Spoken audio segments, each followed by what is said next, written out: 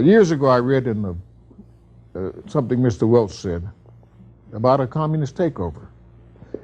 And what he said was that what the communists were planning on doing was taking us over by a process so gradual and insidious that Soviet rule would be slipped over so far on the American people before they ever realized it was happening, that they could no longer resist the communist conspiracy as free citizens, but could resist the communist tyranny only by themselves becoming conspirators against established government.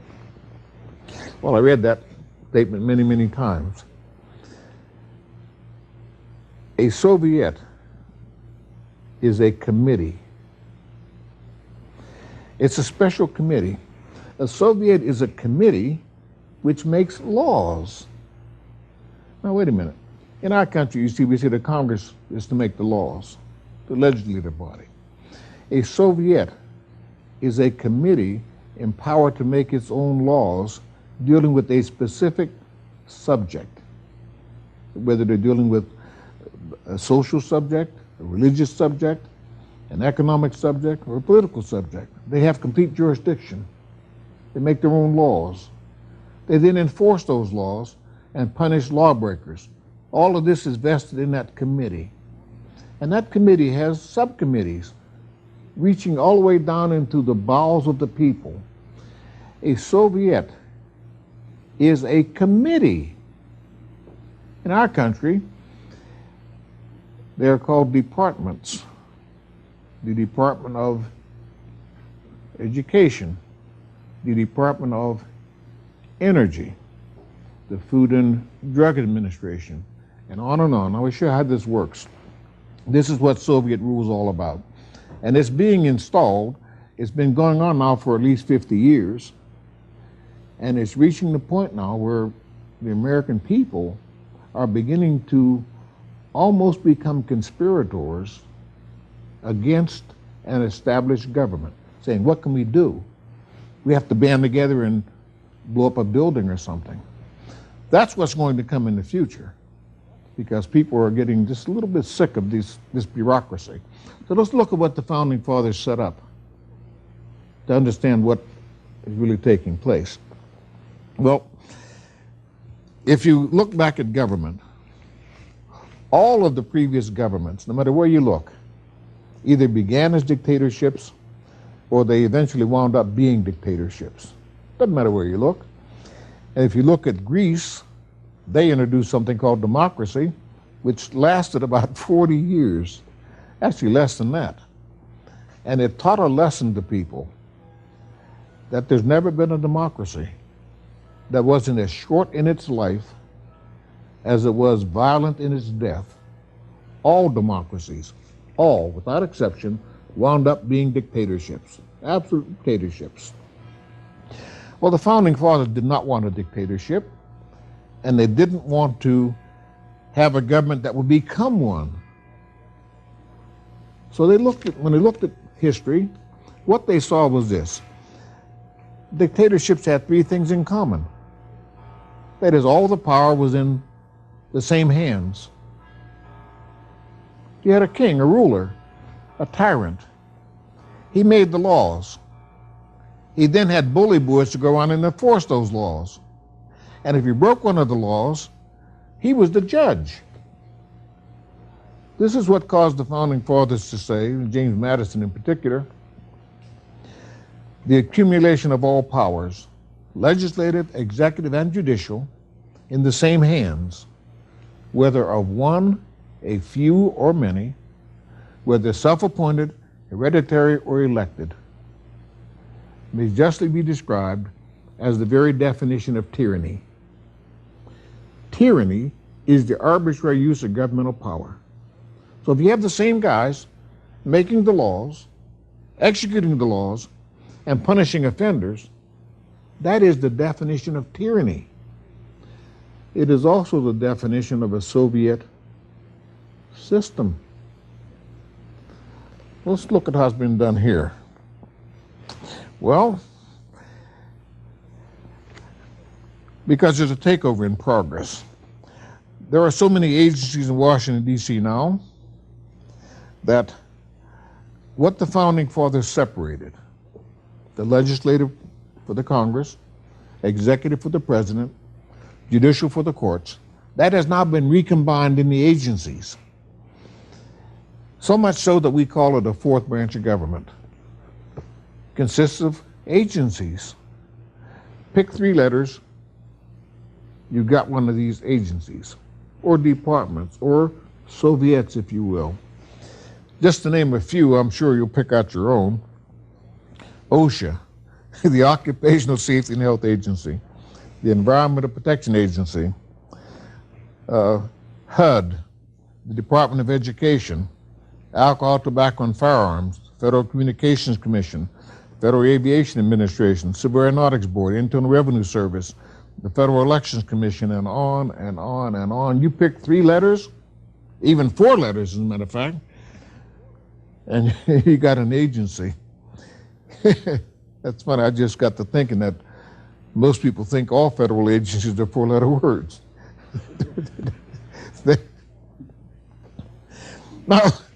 Now, what's happening is that more and more of these agencies are being created every day, and they're being given more and more power every day. And what you'll notice is, if you take any agency and look at it when it was set up, like the Department of Education or any other department, what happens is that they're supposed to be solving a so-called problem, and the problem gets worse. See, they claim that it was much worse than they thought when they set up to solve it, so they now need more money and more staff to solve the problem which we didn't know we had. And the net result is, the more they solve the problem, the worse it gets, so they need more and more and more authority to solve this growing problem. Now, when an agency gets large enough, it is then elevated to cabinet level status. So you wind up with an education department with its own secretary. That's a Soviet. An energy department with its own secretary, a cabinet level post. Now, you might have missed something here. Now, wait a minute.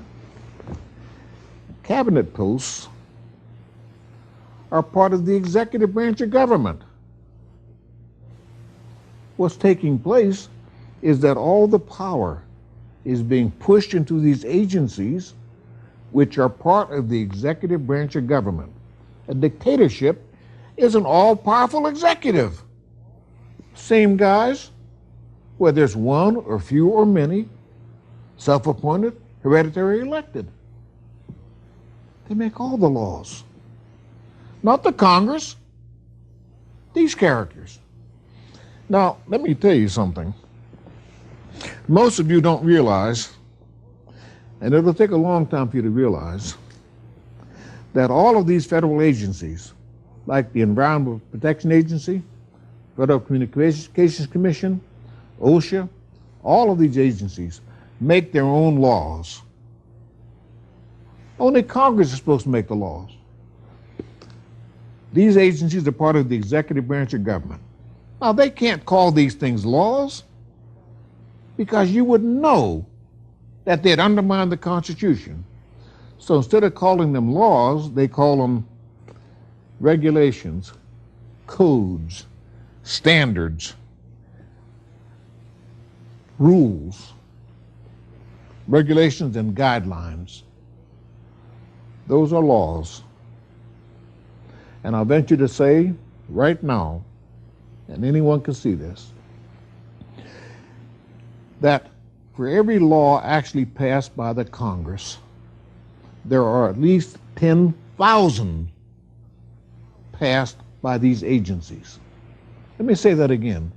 For every law enacted by the United States Congress, there are at least 10,000 put in by these agencies, by these Soviets who have legislative power, executive power, and judicial powers combined in the agencies. Each agency literally is a little dictatorship. If you take a lot of little dictatorships and add them up, what you have is the big dictatorship. Now, this is all connected with the executive branch of government. Now, most of you will say, well, they're not making their own laws, but they are. And if you don't believe they're making their own laws, you break one and see what happens to you. Now, they have executive power. Now, obviously, you know, the kings had the bully boys. They had armies and they had policemen and whatever you want to call these characters to go on and enforce their laws. Well, the agencies can't say we've got bully boys. They can't say we've got cops. We've got lawful powers. They can't say that. So what they do is they call their agents inspectors, enforcement officers, code enforcement officers, IRS agents, ATF agents, and on and on and on. Well, let me tell you right now that, in case you haven't noticed it, increasingly so in recent years, but it's going to get much, much worse. These agencies have began to arm their so-called agents. It's not going to be long now before you have some ATF agent kicking down your door claiming that some secret informant said that you had an illegal XYZ or whatever in your house. That is going to happen. It's happening already. And this is beyond the reach of the Congress, beyond the reach of the courts. It is the installation of Soviet rule. A Soviet is a committee making its own laws attached to the executive branch of government. Now you say, well, do they have judicial powers? Of course they do.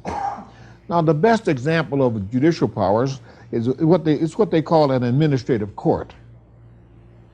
In the administrative court, you have an administrative law judge. This is outside of the judicial system. So, picture what happens to a person. You break a so-called rule, Internal Revenue Service.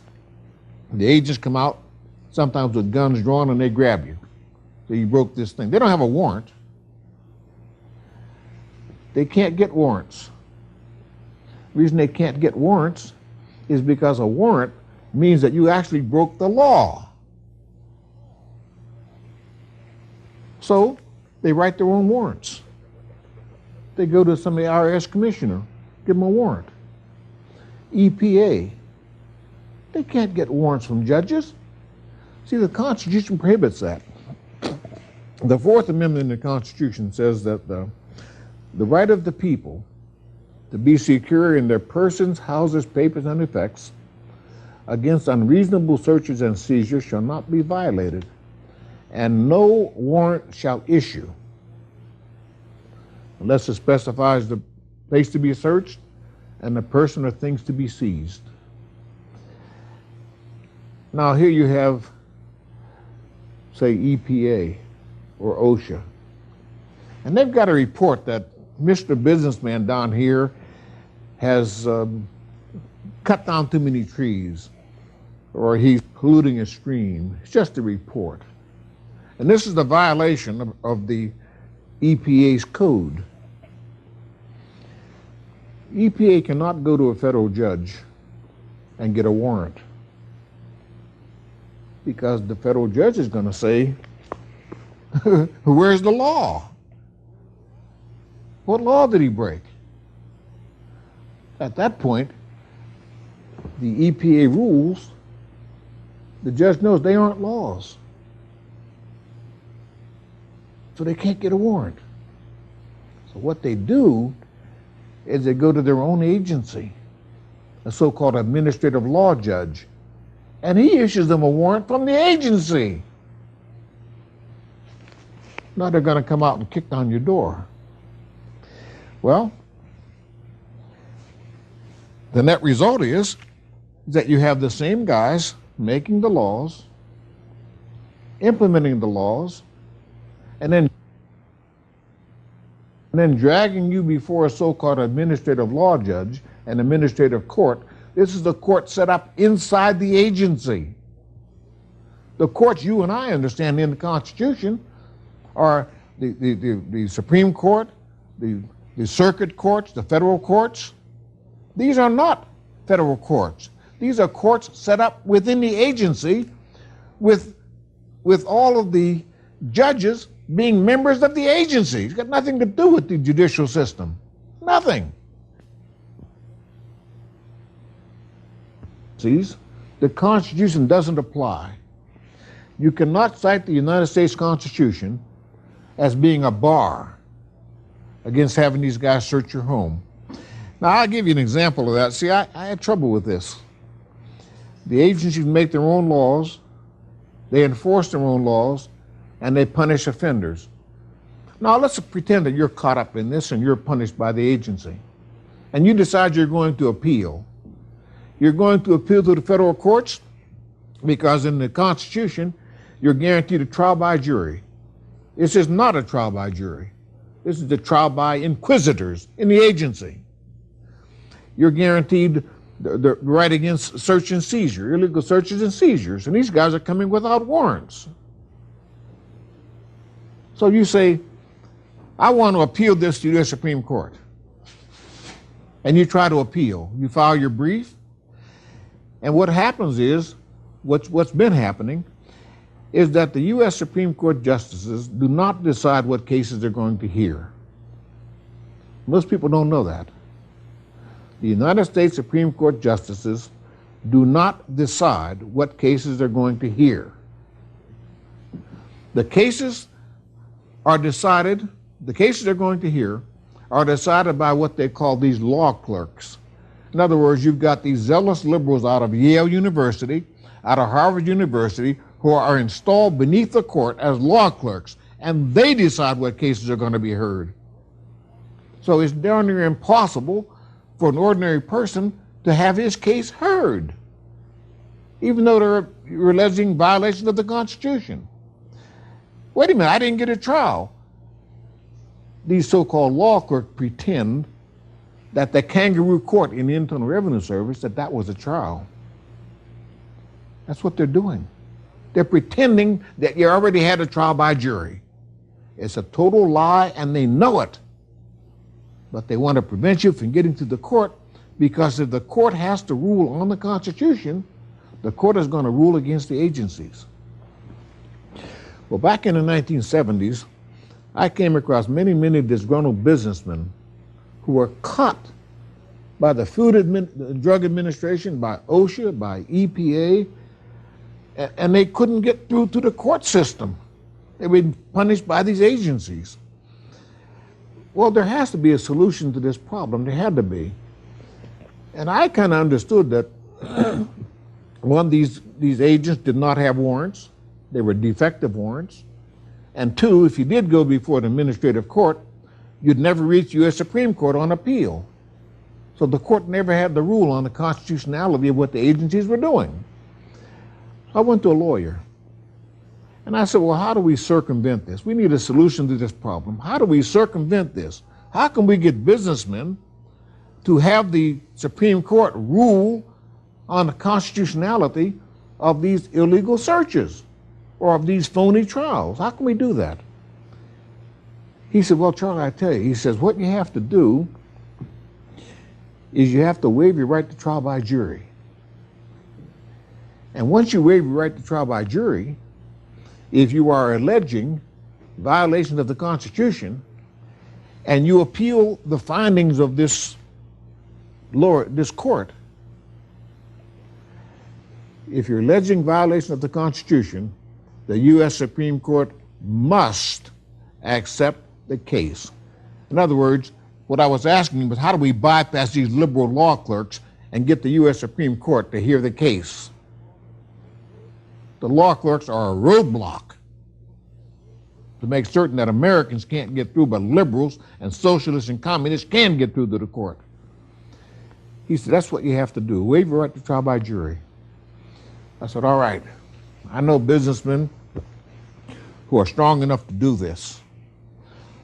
Went to a friend of mine who owned a plumbing business, and we got talking, and I said to him, I said, here's what you have to do.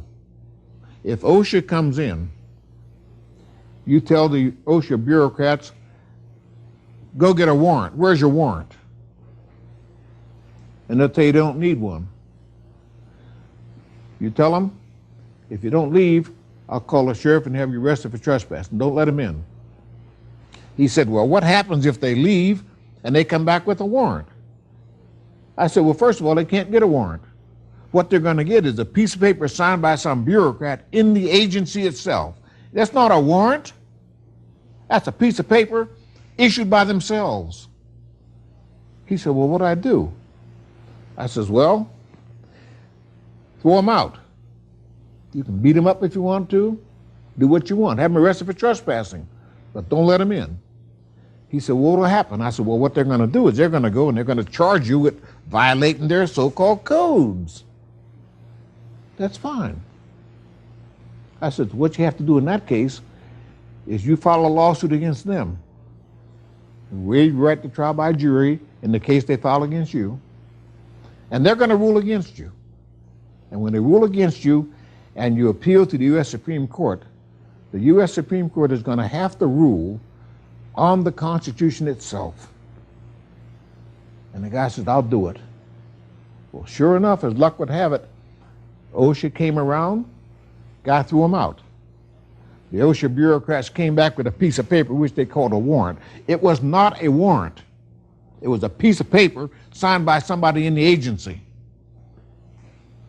He threw him out again. They filed charges against him for violating OSHA rules and regulations, etc., which are not laws, but which are treated like laws by the agency. The net result was, this was the Barlow case. The net result was that this case did go to the U.S. Supreme Court. And the U.S. Supreme Court ruled in the Barlow case that all of these searches were illegal. The FDA cannot come in your place.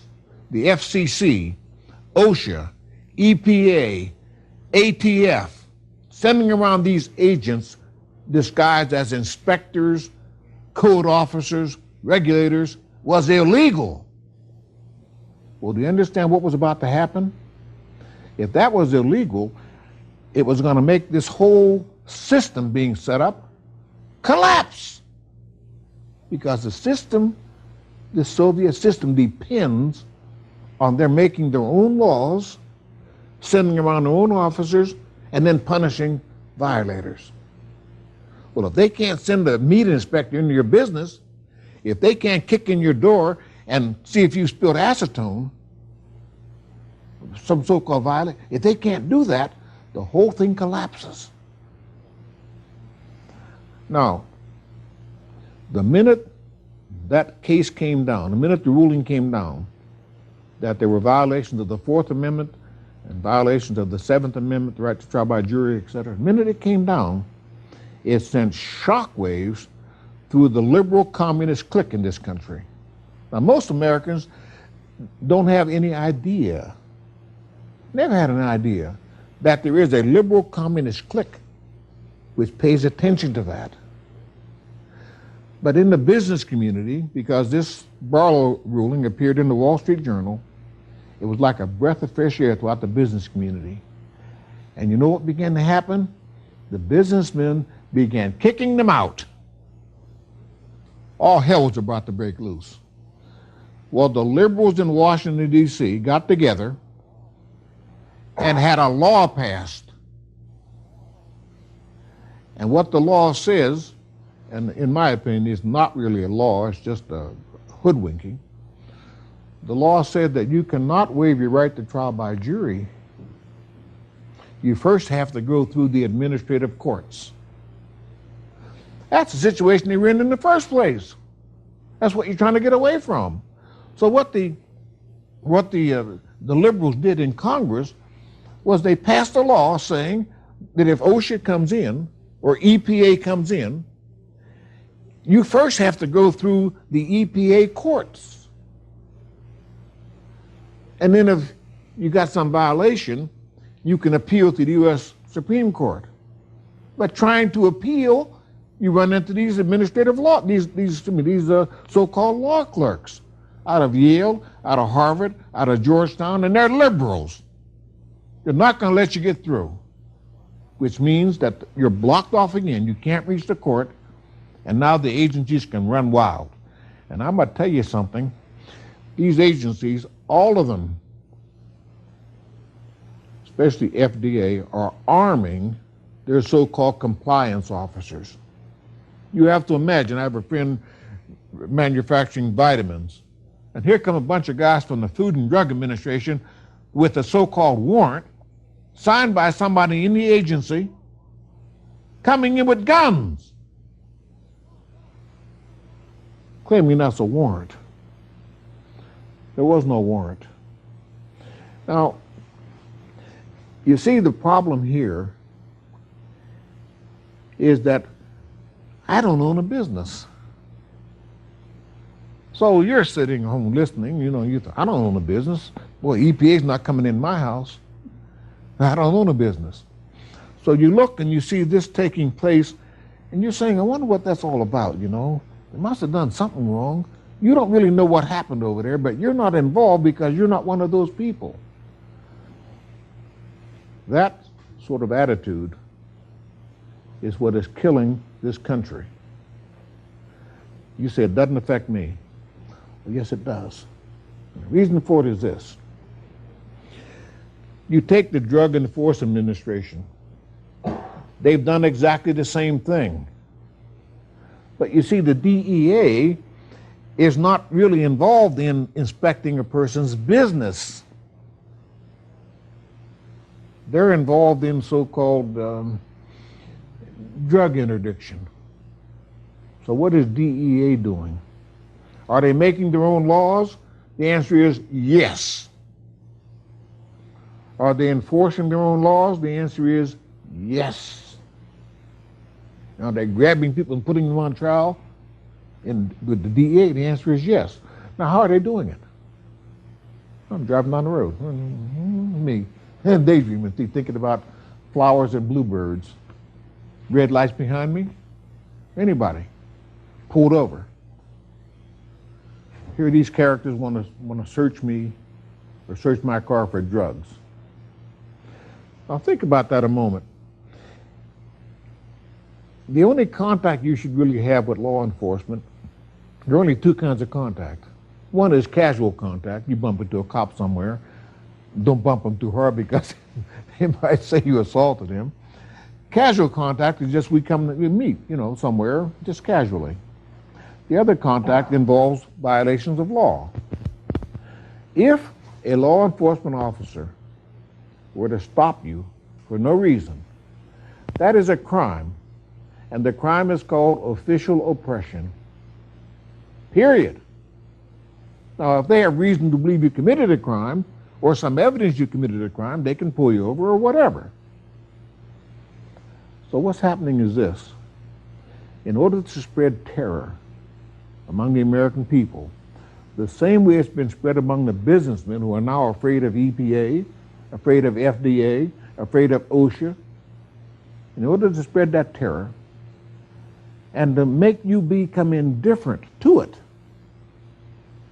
what they've done is they've selected out a segment of the population which is vulnerable. In this case, we take the black citizens. So here's a black man driving down the road. He's pulled over, searching for drugs. There was no warrant involved. There was no violation of law involved. This is what they said was just, it's been called racial profiling. There's no such thing as racial profiling. The person in that car is an American citizen, just like you. The businessman who had his door kicked in by OSHA or by EPA is an American citizen, just like you. And if you allow that businessman to have his rights taken away by EPA, and these guys' rights taken away by Internal Revenue Service, and the rights over here taken away by OSHA, they're going to take away your right in your home and your car. But in order to make you indifferent so that you'll accept it, this is the violation of the Fourth Amendment.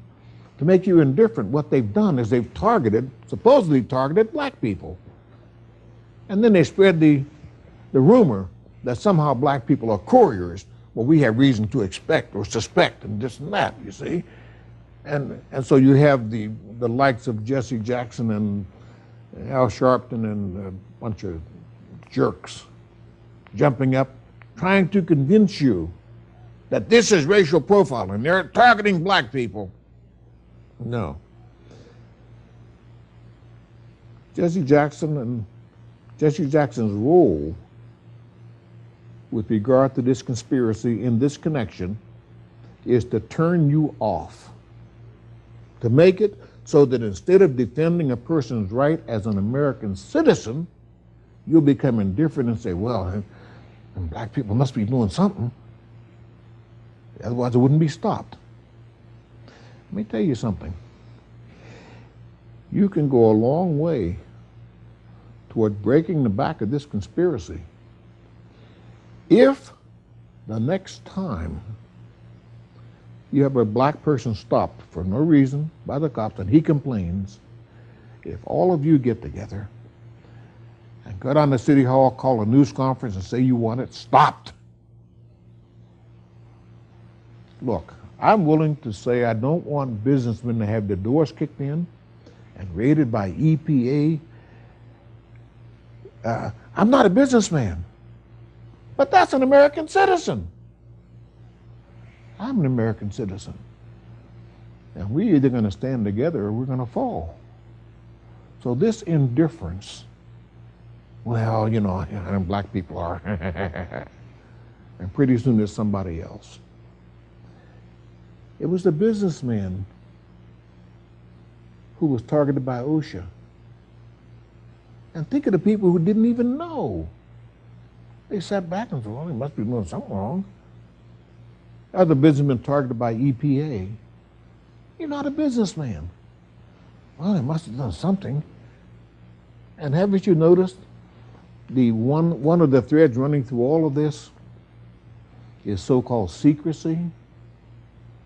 That somehow somebody said you were doing something. And the agency, oh, this is a violation of what the agency wrote down. So they come out, kick your door in. They don't have a warrant. They've issued that themselves. Soviet rule. Same guys making the laws, enforcing the laws, and acting as judges. And at the same time, you have more and more men in Congress creating more and more agencies to solve problems which don't exist yet. But they know they're going to exist. And then another agency is created, and they examine a problem, it's worse than we thought it was. So now we have to make the agency bigger, and bigger, and bigger, and bigger. This has been going on now. You can't name an agency which has gotten really smaller. Take any one of them who's supposed to solve a problem, bigger and bigger and bigger and bigger until they reach cabinet level status. Maybe the best current example and the danger is this thing called the Federal Elections Commission. The purpose of the Federal Elections Commission is to set up a situation where you cannot run for office unless you've been approved by them. That is its function. But they can't do it all at once. So first they had to get the foot in the door. We need this Federal Elections Commission. It was created. They drew up all these rules and stuff. Well, what are rules for? Well, these rules are made to be violated. Didn't it ever occur to you in the last election, with this open money coming from China, Russia, who knows where it was coming from, just openly coming, didn't it ever occur to you that that was done deliberately so that you would say something needs to be done? Look at that. Look at that. The Chinese communists are putting money. Look at that. This money's coming from Mars. We got to stop them Martians. Didn't it ever occur to you that it was done this way so that you would be paying attention to the Federal Elections Commission, so these communists and their allies could then push their program? We need election reform. In other words, giving more power to the Federal Elections Commission. This is at the presidential level right now, but I absolutely guarantee you that as they get more power, the next thing you're going to see is somebody from Timbuktu donating money to a so-called senator. And the same people are going to be saying, we need more election reform. Because look at that. It's now happening with the Senate. And pretty soon you'll have the Federal Elections Commission telling you who can run and who can't run, who qualifies and who doesn't qualify, who gets money, who doesn't get money. And it'll reach down to the Congress, the House of Representatives. Because sooner or later, look at that, that union gave money. Look at that, boy, that money came from the German bank. Getting your attention. The net result is the Federal Elections Commission is going to determine who's qualified to run, how much money they get, and whether or not they even have a chance of winning an election. That's what the Federal Election Commission is designed to do. But you'll notice when it was created some 20, 30 years ago, it was supposed to solve a problem. And now the problem is worse and worse and worse and worse, like every other agency. And like I said again, didn't it ever occur to you that that open corruption, the open giving of money into the Clinton campaign, had nothing to do with the Clintons. It had everything to do with getting the likes of a John McCain and the likes of a Trent Lott and these traitors. Everything to do with getting them to champion this cause of election reform. Every time it's reformed, the Federal Elections Commission gets more power, more power, more power. It is this way up and down the line. And I'll say to you again, you should have smelled a rat. Well, you should have smelled a lot of rats. You know, rats of a feather flock together. You should have smelled a lot of rats with the last campaigns. And I'll say again, it had nothing to do with Clinton. The reason Clinton was chosen and the reason the money was donated the way it was to the Clinton camp rather than to another, who was running against him, Dole. The reason it was done that way is because everybody knew that Clinton was a crook. He was so corrupt and degenerate, they could dump it on him. It'd be very difficult for the Buddhists to be giving money to Bob Dole. People say, oh no, something's wrong there. But with Bill Clinton, it's to be expected. And now you've got, I think, bipartisan treason. What is it, the Dole, not the Dole, but the bill, the McCain-Feingold bill, what is it, the McCain somebody? And they're arguing about the differences in the bill. When they finally iron it out, the Federal Election Commission will have more power and you will have less. And then there'll be more corruption. They get more power, you get less. In other words, the fingers of government, the fingers of this commission are extending downward until finally, right down here, some little dinky guy wants to run for office and he can't qualify because somebody in the Federal Elections Commission, you know, the local commissar, Says, no, your toenails are too long. Any excuse. But the guy over here who's been pushing communism, he qualifies automatically. That's the way this game works. We are in deep, deep trouble. We really are. But there's got to be a solution to this, to the problem. But that's what Soviet rule is. So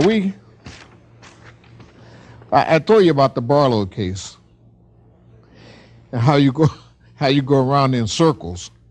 And you know about businessmen becoming angrier and angrier, and eventually they're going to want to kill somebody. In other words, businessmen are going to want to organize to get something done. And what they're going to have to do is going to be illegal because all the other avenues have been blocked off. Well, let's bomb the building. Let's kill somebody. That's what these insiders want. Because now they have an excuse to do even more, using their police force, things like that. So, how do we solve this problem? Well, if you understand what I said about official oppression and these police state features closing in on us, it's fairly obvious right now that the police state features, that is, the secret witnesses, the secret accusations, the warrantless searches, the ability of officials to come into your home whenever they want to on any pretext. That's what a police state is about. But it's a step at a time in different segments of the population, always described as necessary and explained by these so-called liberals. Well, how do you stop it? The best hint of how to stop it came when Bill Clinton wrote his own laws called ergonomics. That means that ergonomics deals with the repetitive motion, which means if I keep throwing a baseball, I'm going to hurt my shoulder. If I keep typing, I might get carpal tunnel syndrome, you know. It deals with that, injuries caused by repetitive motion. Well, Bill Clinton put in this bunch of rules a few years ago, and believe it or not, the House of Representatives refused to put up the money to implement the rules. So the rules have been in place several years. The House refused to put up the money. Not the Senate, not the court, not the president. The House of Representatives refused to put up the money to implement this stuff. That tells you everything you need to know.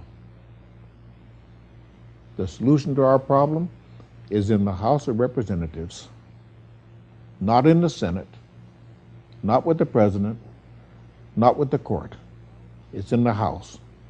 If the House cuts off the money for EPA inspectors, EPA will die. Oh, they'll still have all this stuff on the books, but they won't kick down any more doors. And the agency will dwindle up and wither. It'll die. If the House of Representatives cuts off the money for alcohol, tobacco, and firearms, they will not be kicking down people's doors and saying you can't have this kind of gun or that kind of gun. They will not be running around trying to see whether or not you're making bombs. And there'll be no need for anybody to make bombs because you won't have anybody to be afraid of.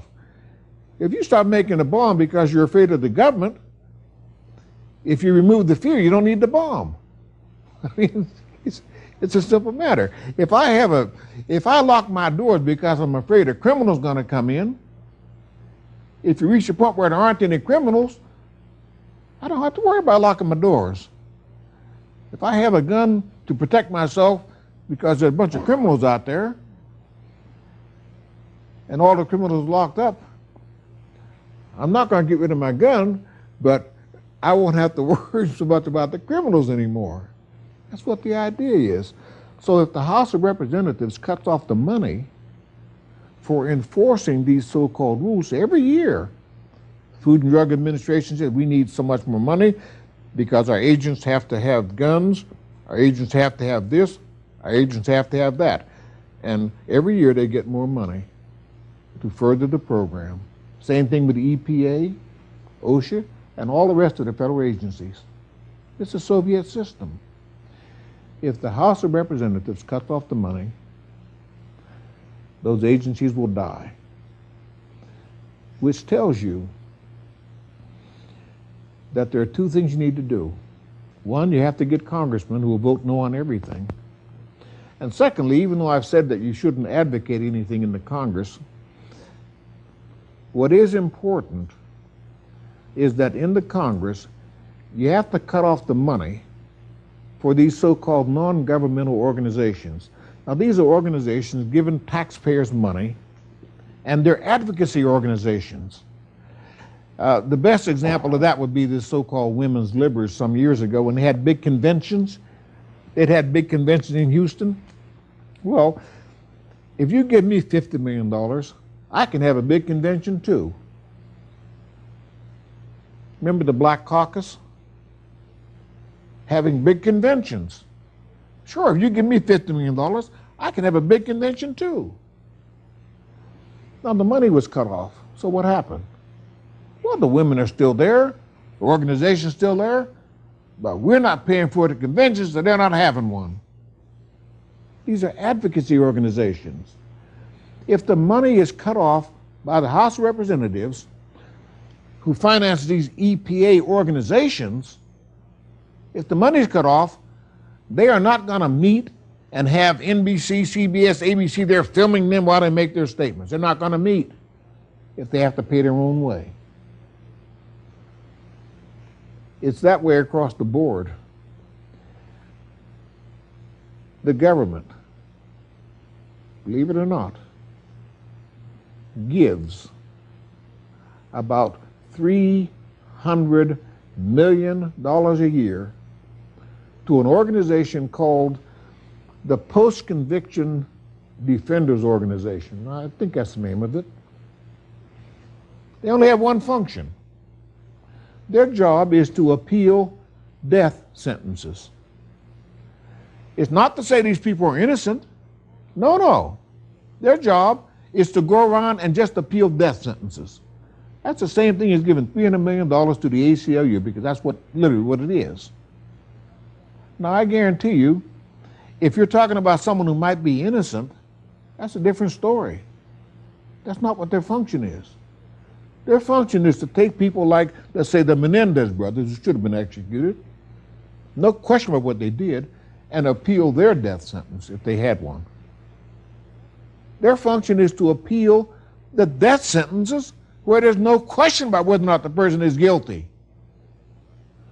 You take Danny Rawlins in Florida, the person who killed those 3 or 4 girls in Tallahassee, and cut this girl's head off, set up on a stand, and killed this girl and her boyfriend. This was a mass murder down there in Tallahassee. He's sitting on death row. This Post-Conviction Defenders Organization is designed to appeal his death sentence. It's not a question of whether or not he did it. He did it. They're not claiming innocence.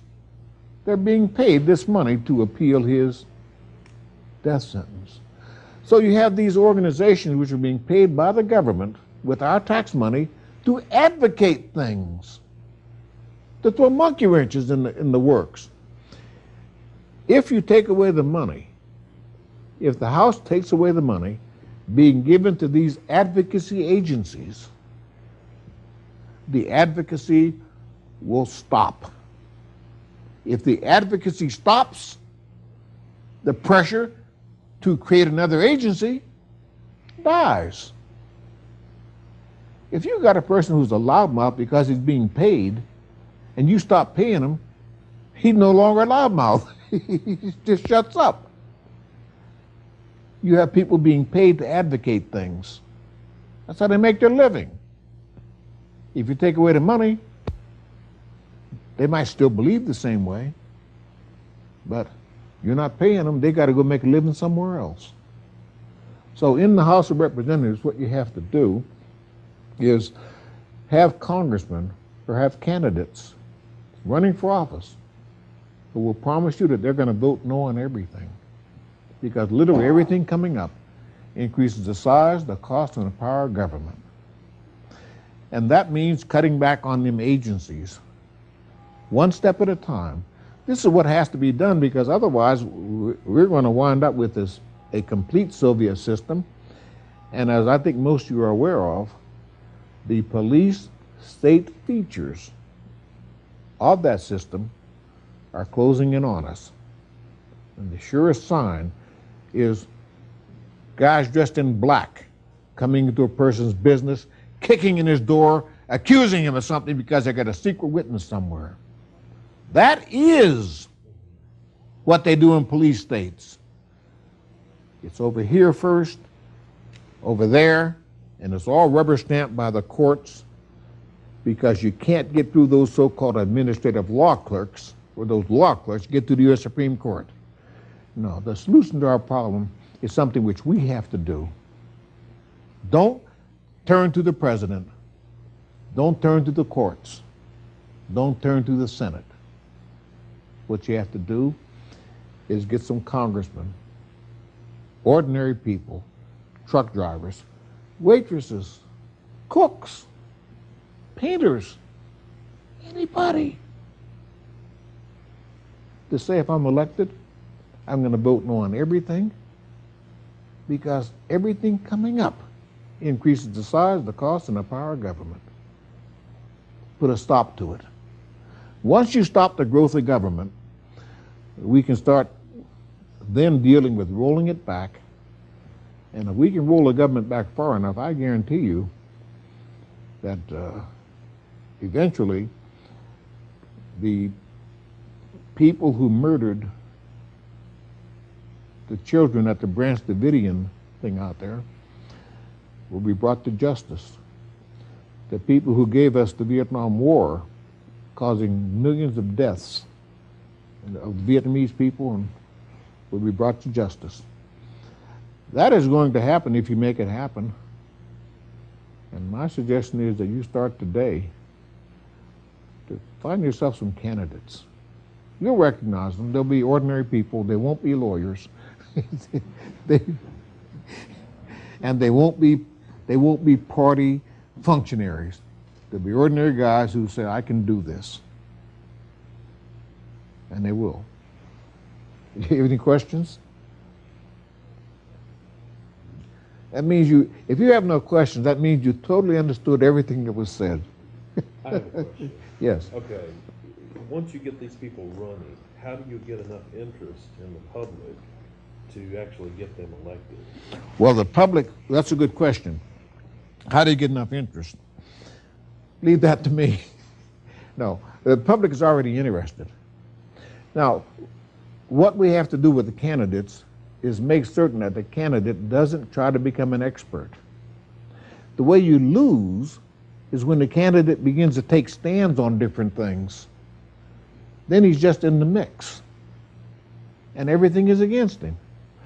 So the way you get the public to understand the candidate is you hammer at a single point. He's saying to a voter, do you want more government or less government? You can't find a single person around here who wants more government. They all want less government. Do you want more individual responsibility or less individual responsibility? They all want more individual responsibility. So the trick is to have people endorse less government and more individual responsibility. Putting it at that level, you will win all the people. But arguing about whether or not this stream should be deepened or this river should be crossed or this dam should be built, that's going to lose for you. See? So the way you get the interest is have people focus on just the two things: less government, more individual responsibility. If candidates are running for office, and you've got standard Democrats, which are socialists, and standard Republicans, who are socialists, and a citizen says, how are you going to vote on this bill? You know, his feet are in the fire right now. He's either for more government or for less government. You can't have it both ways. You can't have only some more government and some less government. You still get more government. So the way you win this fight is to have all of the candidates say the same thing. We want less government, more individual responsibility. I'm going to vote no on everything. Because everything coming up is more government, more government, more government. If some bill does get through, which would actually reduce the size of government, the guy might consider voting yes on that. But I want to caution you, the reason I said that you want to stop the growth of government is because if you get locked into the idea that you're going to vote yes on a reduction, what the liberals will do is they will take some program, such as school lunches, and put up a bill to cut out school lunches. That's reducing the size of government. Now that's going to cause problems if you cut out school lunches, because you got a lot of people dependent on it. So if you push that kind of thing, that's the same thing as committing suicide. So it's very, very important, whether you're for or against school lunches, what is very important is that you have to roll back the role of government and increase the individual's sense of responsibility. It may take 10 years, it may take 20 years to phase out such a program. But if you don't do it that way, the liberals are going to jump in with an axe and hurt people. And you won't be in office anymore because you were abdicating that. This is where you have to win. Question?